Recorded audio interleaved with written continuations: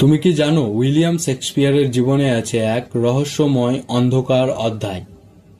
তিনি পুরো 7 বছর নিখোঁজ ছিলেন। ইতিহাসবিদরা একে বলেন দ্য লস্ট ইয়ার্স। 1585 থেকে 1592 সাল পর্যন্ত এই 7 বছর শেক্সপিয়ার কোথায় ছিলেন, কি করছিলেন এর কোনো প্রমাণ নেই। কেউ বলেন তিনি গ্রামের স্কুলে শিক্ষকতা করেছিলেন, কেউ আবার বলেন লন্ডনে থিয়েটারে ছোটখাটো কাজ করতেন, আবার অনেকে বিশ্বাস করতেন তিনি ইতালি ভ্রমণ করেছিলেন, কারণ তার নাটকে ইতালির শহরগুলোর নিখুঁত বর্ণনা এত বাস্তব যেন তিনি নিজেই চোখে দেখেছিলেন।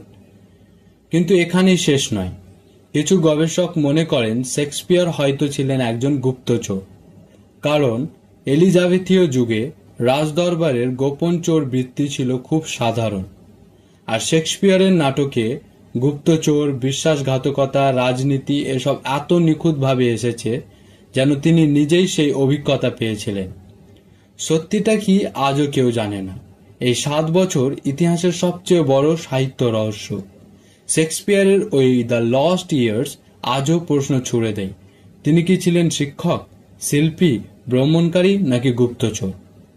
তবে তোমার কি মনে হয় অবশ্যই কমেন্ট বক্সে জানাও।